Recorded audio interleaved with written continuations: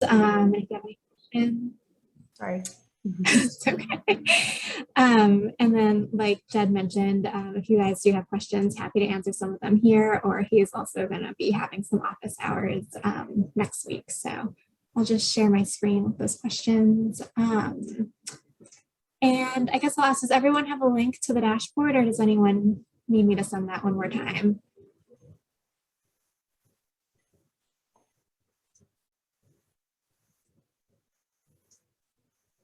Okay.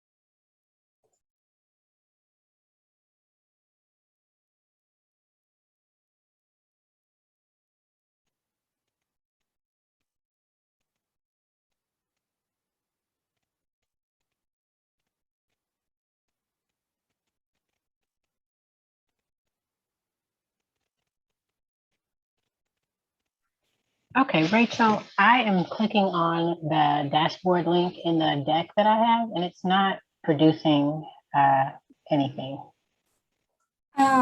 Is it showing up blank, or is it not in the same format that Jed had presented in? It's actually not doing anything. It's like I'm clicking on just words. It's not responding again. Okay, let me see if I can pull an alternative link for you. Can you maybe put it in the chat? Yes, yeah, I'll do that right now.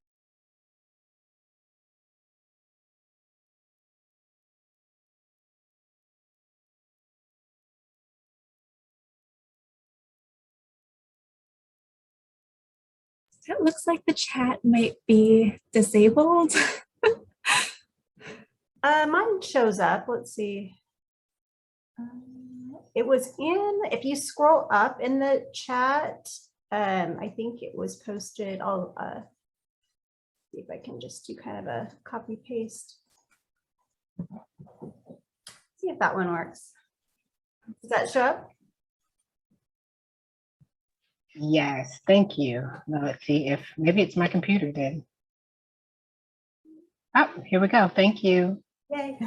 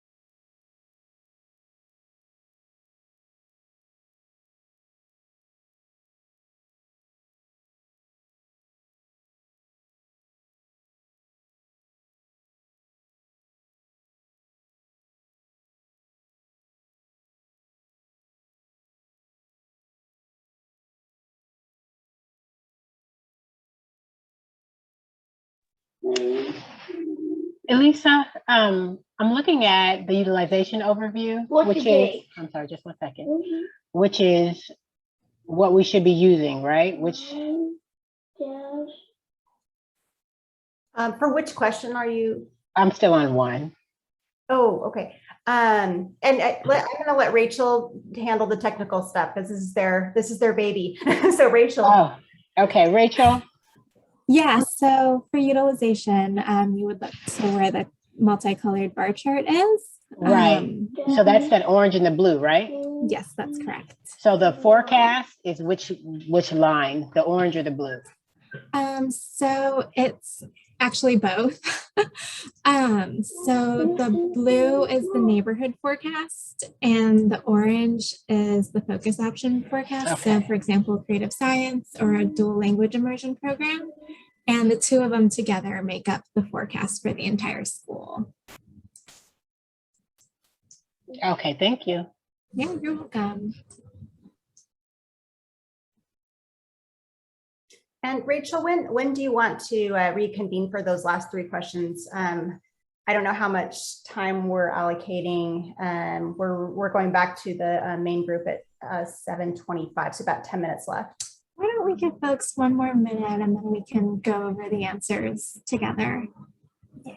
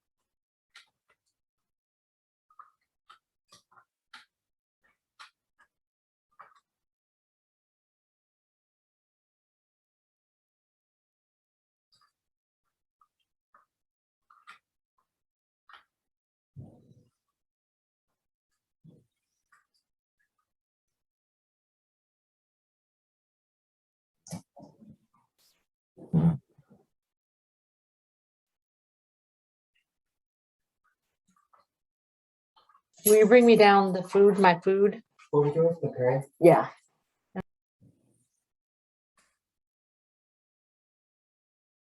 Are folks ready to get the answers to some of these questions? All right, so number 1, which middle schools fall below the 500 minimum enrollment goal for the 2025-26 forecast? Does anyone have the answer to that one?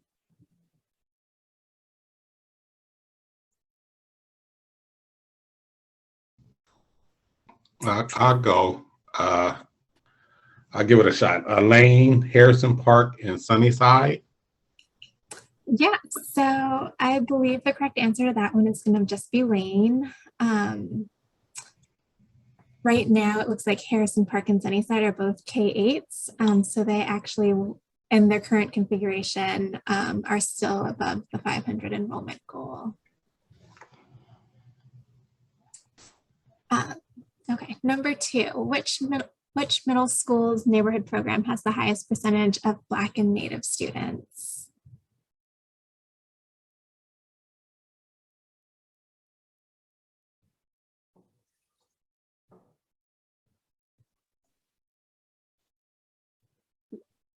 Is it Roseway Heights? Let's check. Trying to get back to my screen where I had where I found Harrison Park, I think. Yeah, so those are both great answers, but I think it looks like the answer to that question is going to be Lane. So when we're looking at neighborhood programs and the percent of Black and Native students, it tops out at 14.7%, and that's found right here. So can you, so what is the 19.6 for Harrison Park? Harrison Park. Actually, okay, so I guess right now it's filtered to K-8s, but when we're looking at just the middle schools, so like traditional 6-8 middle school, Lane would have the highest percentage for its neighborhood program. But you are correct, Harrison Park, when looking at both 6-8 and K-8 schools, that one does have the highest percentage. So question number 3 is, what is the total 2021-22 enrollment and utilization for the 6 to 8 grade group at Harrison Park? This one's a little bit of a tricky one.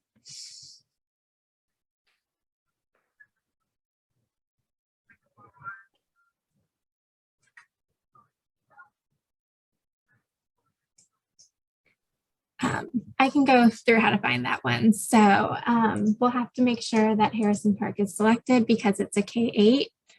And then at its default, it might be set to both elementary school and middle school, but if you select just the middle school part of the filter, it'll show you just the middle school portion of the Harrison Park K-8 to sort of isolate that grade group within the school. And so when looking at the enrollment for Harrison Park for 2021-22, it's 261. Does that make sense to folks? Okay, awesome. Yeah, that one's a little bit of a tricky one. So the 4th question is, which school's 6-8 grade group has the highest percentage of ELL students in a neighborhood program? Does anyone want to try to answer that one? I think that was Lent, right? Was it not? Sorry, not Lent, but Lane. Let's see. Our answer guide says Harrison Park, so we're looking for 6-8 grade groups. So you said Lane for ELL students. So its Russian immersion program actually does have a pretty high percentage of ELL students, but when strictly looking at the neighborhood, I do believe it's going to be, looks like Harrison Park. So that's a distinction to sort of make in this dashboard is distinguishing between whether you're looking at info for the neighborhood program or the immersion program. Yeah. Okay, number 5, which elementary schools fall below the 270 minimum enrollment goal for the 2025-26 forecast?